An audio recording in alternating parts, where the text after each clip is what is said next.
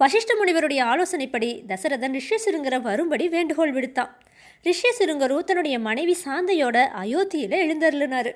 பெரிய யாகசாலை அமைச்சு யாகத்துக்குரிய பொருட்களை குவிச்சு வசிஷ்ட முனிவர் முதலிய தவசீலர்கள் துணையோட புத்திர காமேஷ்டி யாகத்தை செஞ்சார் ரிஷ்யசிருங்கர். யாகத்தோட முடிவில் வேள்வி தீயில இருந்து ஒரு தெய்வ பூதம் தோன்றுச்சு. யாக பாயாசத்தை தசரதன் கிட்ட அது கொடுத்துச்சு.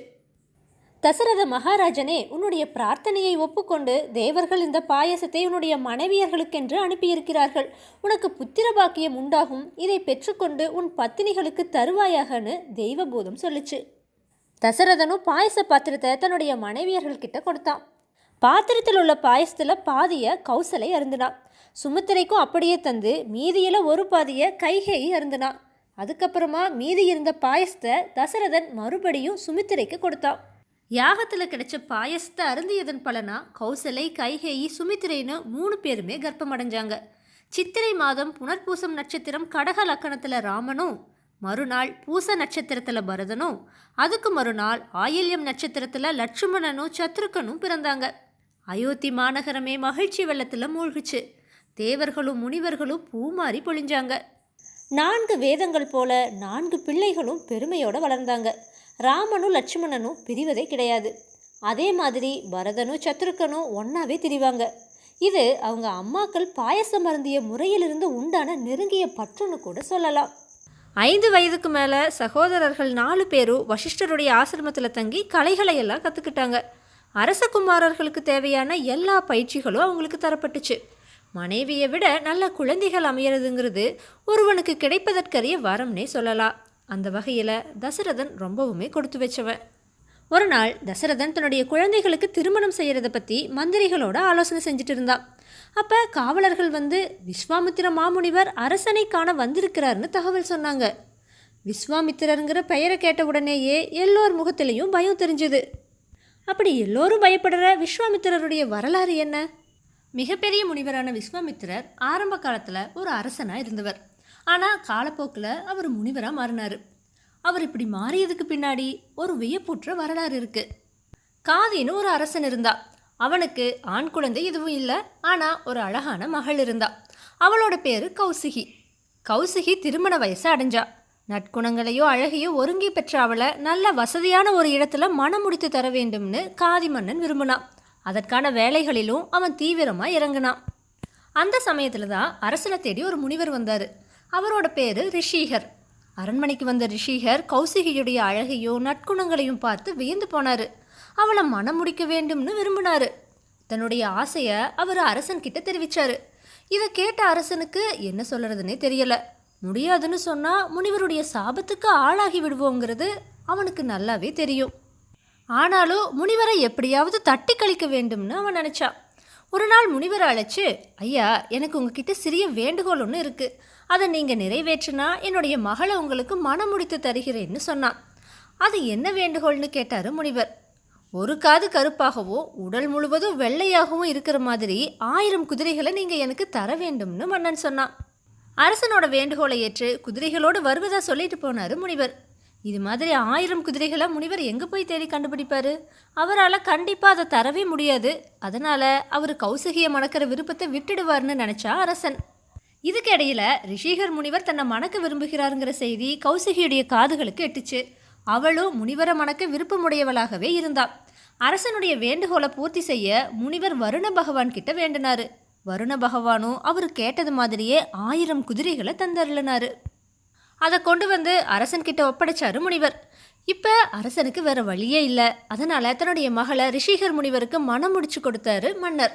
ரிஷிகரும் கௌசிகியும் நல்ல ஒரு தம்பதிகளாகவே வாழ்ந்து வந்தாங்க. ஒரு நாள் ரிஷிகர் கௌசிகியை அழைச்சு, நான் உனக்கு ஒரு வரம் தர ஆசைப்படுறேன், என்ன வரம் வேண்டுமோ கேளுன்னு சொன்னார். தன்னுடைய கணவன் தன் மேலே வச்சிருக்கிற அளப்பரிய அன்பை பார்த்து கௌசிகி மனம் மகிழ்ந்தா. சுவாமி, நான் எனக்கான வரத்தை இன்னொரு நாள் கேட்கலாமான்னு கேட்டா கௌசிகி.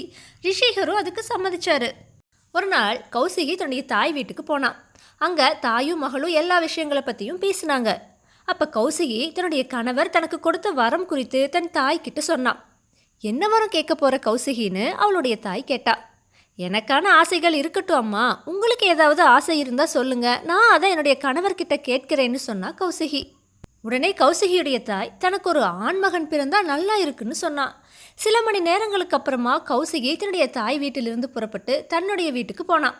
அடுத்த நாள் ரிஷிக முனிவர்கிட்ட தனக்கான வரம் குறித்த பேச்சை கௌசிகி தொடங்கினான். முனிவரும் என்ன வரம் வேண்டும் கேள்னு கேட்டாரு.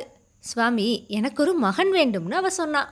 அருமை, இதைத்தான் நீ கேட்பாய் என்று நான் எண்ணினேன்னு முனிவர் சொன்னாரு. சுவாமி, என்னுடைய தாய்க்கும் ஒரு மகன் வேண்டும்னு சொன்னா கௌசிகி. அதற்கென்ன, அப்படியே ஆகட்டும்னு சொன்ன முனிவர் சில மணி நேரம் தியானத்தில் அமர்ந்தாரு. அதுக்கப்புறமா 2 பிரசாதங்களை அவர் கௌசிகி கிட்ட கொடுத்தாரு. ஒரு பிரசாதத்தை குறிப்பிட்டு இதை நீ உண்ண வேண்டும்னு, இன்னொன்று உன்னுடைய அன்னை உண்ண வேண்டும்னு சொன்னார். அடுத்த நாள் 2 பேரும் குளிச்சுட்டு நீ அத்தி மரத்தையும் உன்னுடைய தாய் அரச மரத்தையும் சுற்ற வேண்டும்னு சொன்னார். 2 பிரசாதங்களையும் எடுத்துட்டு கௌசிகி தன்னுடைய தாயை சந்திக்க போனான். நடந்த அனைத்தையும் தன் தாய்கிட்ட அவ சொன்னான். அதை கேட்டுட்டு சில நொடிகள் யோசித்த கௌசிகியுடைய தாய், நான் ஒன்று சொன்னால் நீ வருத்தப்படக்கூடாது கௌசிகி. பொதுவாக எல்லா தந்தைகளும் தன்னுடைய மகன்தான் சிறந்தவனாக இருக்க வேண்டும்னு நினைப்பாங்க. அதனால் நீ உண்ண வேண்டும்னு உன்னுடைய கணவர் சொன்ன அந்த பிரசாதத்துக்கு தான் சக்தி அதிகமாக இருக்கும். ஆகையால் அதை நீ எனக்கு கொடுத்துட்டு எனக்காக கொடுத்ததை நீ உண்டு விடு. மரத்தையும் அதுக்கேற்ற மாதிரி நாம் மாற்றி சுற்றிக்கலாம். எனக்கு பிறக்க போகிற உன்னுடைய சகோதரனுக்காக இதை நீ செய்வாயான்னு கேட்டா. கௌசகியும் கொஞ்ச நேரம் யோசிச்சு பார்த்துட்டு சரின்னு சொல்லிட்டா. அதுக்கப்புறமா பிரசாதத்தை 2 பேரும் உண்டுட்டு மரத்தையும் மாற்றி சுற்றிட்டாங்க. சில நாட்களில் கௌசகியும் அவளுடைய தாயும் கர்ப்பம் அடைஞ்சாங்க. கௌசகியுடைய உருவ மாற்றத்தை கவனித்த முனிவர் பிரசாதம் உண்பதில் ஏதோ குளறுபடி நடந்துள்ளதுங்கிறத தன்னுடைய ஞான திருஷ்டியால் தெரிஞ்சுக்கிட்டாரு.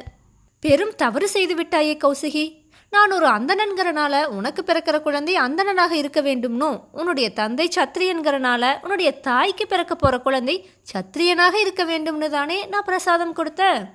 இப்படி நீங்கள் 2 பேரும் பிரசாதத்தை மாற்றி உண்டதால் உன்னுடைய தாய்க்கு பிறக்கிற குழந்தை அந்தணனுக்கு உரிய குணத்தோடு எப்போதும் தவம் செய்து கொண்டிருக்க விரும்புவான். உனக்கு பிறக்கப் போகும் குழந்தையோ போர் குணத்தோடும் அனைவரையும் கொன்று குவிக்கும் வலிமையோடும் பிறக்கப் போகிறான்னு சொன்னார். இதை கேட்டு அதிர்ந்து போன கௌசிகி, நான் செய்த தவறை மன்னித்து இதை எப்படியாவது மாற்றுங்கள் சுவாமின்னு கதறி அழுதா. மனம் அறிய முனிவர், ஒரே ஒரு வழிதான் இருக்கு. உனக்கு பிறக்கிற குழந்தை அந்தணனாக பிறப்பா. ஆனால் உன்னுடைய தாய்க்கு பிறக்கிற குழந்தை சத்திரியனாக பிறந்தாலும் சில காலத்துக்கு அப்புறமா அவன் அந்தணன் மாதிரி மாறி விடுவான்னு சொல்லி அதுக்கான வரத்தையும் கொடுத்தாரு. அதுபடி கௌசிகிக்கு பிறந்த குழந்தையே பிற்காலத்தில் ஜமத்கனி முனிவர்னு அழைக்கப்பட்டாரு. அவளுடைய தாய்க்கு பிறந்த குழந்தை கௌசிகன் தான் அரசனாக இருந்து அதுக்கப்புறமா முனிவராக மாறின விஸ்வாமித்திரர். கௌசிகன் விஸ்வாமித்திர முனிவராக மாறியதற்கான வரலாறு வசிஷ்ட முனிவரோடு தொடர்புடையதாக இருக்குது. கௌசிக நாட்டில் பஞ்சம் ஏற்பட துவங்கிய காலகட்டத்தில் கௌசிக மன்னன் தனது படை பரிவாரங்களோட காட்டு வழியாக பயணித்து கொண்டிருக்கும் போது வசிஷ்ட முனிவருடைய ஆசிரமத்தை கடக்க நேரிட்டுச்சு.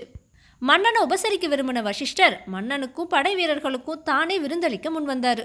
ஆனால் கௌசிக மன்னனோ காட்டுப்பகுதியில் தனித்து அமைந்திருக்கிற ஆசிரமத்தில் வாழற வசிஷ்டரால் தனக்கும் அத்தனை வீரர்களுக்கும் உணவு சமைத்து பரிமாற இயலாதுன்னு எடுத்து சொன்னான். ஆனால் வசிஷ்டரோ தன்னால் சற்று நேரத்தில் எல்லோருக்கும் வேண்டிய அறுசுவை விருந்தை வழங்க இயலும்னு சொல்லி சொன்ன மாதிரியே எல்லோருக்கும் விருந்தளித்து உபசரித்தார். இதனால் ஆச்சரியமடைந்த மன்னன் கௌசிகன் இது எப்படி சாத்தியமானதுன்னு வசிஷ்டர்கிட்ட கேட்டா. வசிஷ்ட முனிவரோ தன்கிட்ட இருந்த தெய்வீக பசுவான காமதேனுவுடைய கன்று சபலை கேட்ட எல்லாவற்றையும் வழங்க வல்லதுன்னு சொன்னார். கேட்டதையெல்லாம் கொடுக்குற இப்படி ஒரு பசு தன்கிட்ட இருந்தா தன்னுடைய நாட்டில் பஞ்சமே வராமல் ஆளலாமேன்னு நினச்ச கௌசிக மன்னன் வசிஷ்டர்கிட்ட அந்த பசுவை தனக்கு தந்தருளுமாறு வேண்டினான். தேவேந்திரன் தனக்கு வரமாக கொடுத்த பசுவை தானமாக கொடுக்குற அதிகாரம் தனக்கு இல்லைனும் சபலை பசுவே விருப்பப்பட்டு வந்தா அழைத்து செல்லுமாறும் வசிஷ்டர் சொன்னார். ஆனால் சபலை பசு மன்னனோடு போக விரும்பாததால் வசிஷ்டரை சரணடைஞ்சுது. கௌசிகன் தனது படை வீரர்கள்கிட்ட அந்த பசுவை சிறைப்பிடிக்குமாறு உத்தரவிட்டா. தனது பசுவை படை வீரர்கள் இழுத்து துன்புறுத்துவதை பார்த்த வசிஷ்டர் சபலையுடைய வேண்டுகோளுக்கிணங்க வீரர்கள் அனைவரும் எரிந்து சாம்பலாகும்படி சபிச்சாரு. வசிஷ்டரோட மகிமையையும் தவத்தோட பலத்தையும் உணர்ந்த மன்னன் வசிஷ்டர்கிட்ட தானும் அவரை போல பிரம்மரிஷியாக வேண்டும்னு வேண்டினான். ஆனால் வசிஷ்டரோ கடுமையாக தவம் ஏற்றினால் மட்டுமே பிரம்மரிஷி பட்டம் பெற முடியும்னு, சுகபோகங்கள் நிறைந்த அரச வாழ்க்கையில் திளைத்த மன்னனால் அப்படி கடுமையான தவம் புரிய முடியாதுன்னு சொன்னார். வசிஷ்டர் தன்னை அவமதித்து விட்டுதான் நினச்ச கௌசிக மன்னன் தானும் அவரை போலவே கடுமையான தவம் புரிந்து அவருடைய வாயாலேயே பிரம்மரிஷி பட்டம் பெறுவேன்னு சவால் விட்டு தவம் ஏற்ற தொடங்கினார். கௌசிக மன்னனோட கடுமையான தவத்தை கண்டு மகிழ்ந்த ஈஸ்வரன் பூரணமான தனுர் வேதத்தையும் சகல அஸ்திரங்களையும் அருளினார். தான் பெற்ற அஸ்திரங்களை கொண்டு வசிஷ்டரை வெற்றி பெற நினைத்த கௌசிகன் அந்த அஸ்திரங்களை வசிஷ்டரை நோக்கி ஏவினார். கடுந்தவம் புரிந்து பெற்ற அஸ்திரங்கள் அனைத்தையும் தனது தண்டத்தை கொண்டு பலமிழக்க செஞ்சாரு வசிஷ்டர். வசிஷ்டர் கிட்ட தன்னுடைய தவப்படத்தை சோதித்து பார்த்த கௌசிகன் தான் மேலும் உறுதியான தவத்தினை மேற்கொள்ள வேண்டும்னு உணர்ந்து தவம் செய்து பிரம்மனிடமிருந்து ராஜரிஷி பட்டத்தையும் அதுக்கப்புறமா மகரிஷி பதவியையும் அடைஞ்சாரு. கௌசிகன் அதன் பிறகு விஸ்வாமித்திரர்னு அழைக்கப்பட்டாரு. இருந்தாலும் விஸ்வாமித்திரருடைய சத்திரிய குல அரச குணத்தால அவருடைய தவ வலிமைகள் எல்லாமே அவருடைய சுய ஆசாபாசங்களுக்காக மட்டுமே பயன்படுத்தப்பட்டுச்சு. கௌசிக மன்னன் தனது தவ வலிமையால் விஸ்வாமித்திரரான காலத்தில் திரிசங்க அரசன் தனது பூத உடலோட ஸ்வர்க்கத்துக்கு செல்ல வேண்டும்னு ஆசை கொண்டு தனது குலகுருவான வசிஷ்டரை அணுகுனான். ஆனால் வசிஷ்டர் இதை மறுத்துட்டாரு. மன வருத்தத்தோட திரிசங்கு தனது குரு வசிஷ்டருடைய புத்திரர்கள்கிட்ட அதே விண்ணப்பத்தை வச்சான். குருவான தங்களுடைய தந்தையை மதிக்காத திரிசங்க அரசனை சண்டாளனாகும்படி அவங்க சபிச்சிட்டாங்க. சாபத்தினால அவலட்சண உருவம் பெற்ற திரிசங்க அரசன் விஸ்வாமித்திரரை தஞ்சமடைஞ்சா. அவன் மேலே கருணை கொண்ட விஸ்வாமித்திரர் தனது தவ வலிமையால் அவனை அவனுடைய விருப்பப்படி உயிரோட ஸ்வர்க்கத்துக்கு அனுப்புவதா வாக்களித்து அதை நிறைவேற்ற யாகமும் செஞ்சாரு. முடிவில் ஸ்வர்க்கம் வரைக்கும் போன திரிசங்க அரசனை தேவேந்திரன் தள்ளிவிட தனது தவ வலிமை அத்தனையையும் ஒரு சேர்த்து விஸ்வாமித்திரர் திரிசங்க அரசனுக்குன்னு தனியாக ஒரு திரிசங்கு சொர்க்கத்தையே உருவாக்குனாரு. இதனால் தவ வலிமையை இழந்த விஸ்வாமித்திரர் மீண்டும் தவம் இருக்க ஆரம்பித்தார். அவருடைய தவத்தின் கனல் தேவலோகத்தில் இருக்கிற இந்திரனுக்கு அச்சத்தை உண்டாக்குச்சு. அதனால் தேவக்கன்னிகையான மேனகையை விஸ்வாமித்திரருக்கு முன்னாடி நடனமாட செஞ்சு முனிவருடைய தவத்தை கலைக்க சொல்லி கட்டளையிட்டான் இந்திரன். அவ்வாறே மேனகை விஸ்வாமித்திரருக்கு முன்னாடி நடனமாடினான். அவளுடைய நடனத்தினால முனிவருடைய தவம் கலைஞ்சுது. அத்தோட மேனகையை மனைவியாக ஆக்கிட்டாரு விஸ்வாமித்திரர். இவங்க 2 பேருக்கும் சகுந்தலைங்கிற மகள் பிறந்தா. ஆனாலும் தன்னுடைய தவம் மேனகையால் கலைக்கப்பட்டதற்காக மேனகையை விஸ்வாமித்திரர் சபிச்சார். அதுக்கப்புறமா 1000 ஆண்டுகளுக்கு கடுமையான தவம் செய்யறதுக்காக இமாலயத்துக்கு போயிடுறாரு விஸ்வாமித்திரர். தன் சுய அறிவினாலேயே எல்லாவற்றையும் பெற்றுவிட முடியும்னு நினச்ச விஸ்வாமித்திரருக்கு பிரம்மா பாடம் புகட்ட நினச்சாரு. விஸ்வாமித்திரருக்கு முன்னாடி தோன்றி அவர் பிரம்ம ரிஷிதான்னு சொன்ன உடனே அதை பிரம்ம ரிஷியான வசிஷ்டர் தன்னுடைய வாயால் சொல்ல வேண்டும்னு சொன்னார் விஸ்வாமித்திரர். வசிஷ்ட முனிவருடைய மனைவியான அருந்ததி இதை அறிந்து தன்னுடைய கணவர்கிட்ட விஸ்வாமித்திரர் பிரம்ம ரிஷிதான்னு அவர் தம் வாயால் கூறிவிடும்படி ஆலோசனை சொன்னான். வசிஷ்ட மகரிஷியும் தன்னுடைய திருவுள்ளம் திறந்து, அருந்ததியே, நான் விஸ்வாமித்திரருடைய பலத்தினாலும் பராக்கிரமத்தினாலும் பயந்துடலை. அவர் மேலே கொண்ட பேரன்பினாலேயே அவரை பிரம்ம ரிஷின்னு என்னுடைய மனசார ஏற்றுக்கொள்வதோட எல்லோர் முன்னிலையிலையும் இதை சொல்லுவேன்னு சொன்னார். வசிஷ்ட முனிவருடைய ஆசிரமத்துக்கு வெளியில் காத்துட்டு இருந்த விஸ்வாமித்திரருடைய காதுகளில் வசிஷ்டர் சொன்ன வார்த்தைகள் விழுந்துச்சு. அந்த வார்த்தைகள் விஸ்வாமித்திரருடைய ஆணவம், அகந்தை, கோபம்ங்கிற சக்திரிய குணங்களை சுக்குநூறாக உடைச்சிது. கண்ணீர் மல்க தன்னுடைய பாவங்களை வசிஷ்டருடைய பாதங்களில் சமர்ப்பித்து கதறினார் விஸ்வாமித்திரர். விஸ்வாமித்திரரை வாரி அணைச்சு கொண்ட வசிஷ்டர் அவரை ஆசீர்வதித்து பிரம்ம ரிஷின்னு அழைச்சி வாழ்த்தினார். பிரம்ம ரிஷிங்கிற அந்த பட்டம் விஸ்வாமித்திரருக்கு பெருமையை தராமல் பொறுமையை தந்து விழிப்புணர்வையும் தந்துச்சு. இதுதான் விஸ்வாமித்திரருடைய வரலாறு. இப்படிப்பட்ட சிறப்புகளை பெற்ற விஸ்வாமித்திர முனிவர் தசரதன் சபைக்கு எதிர்பாராமல் திடீர்னு வந்தார். இந்திரனோட சபைக்கு பிரம்மா வந்தா தேவராஜன் எப்படி வரவேற்பானோ அதே மாதிரி தசரதன் விஸ்வாமித்திரரை வரவேற்று அவரோட பாதங்களை வணங்கி நின்னான். தன்கிட்ட விஸ்வாமித்திரர் ஏதோ கேட்க வந்திருக்கிறத உணர்ந்த தசரதன் அவர் கேட்கிறத உடனடியாக தரதா வாக்களிச்சான். தசரதன் கொடுத்த இந்த வாக்கு அவனுக்கு மிகுந்த வேதனையை உண்டாக்க போகுதுங்கிறது அவனுக்கு அப்போ தெரியலை.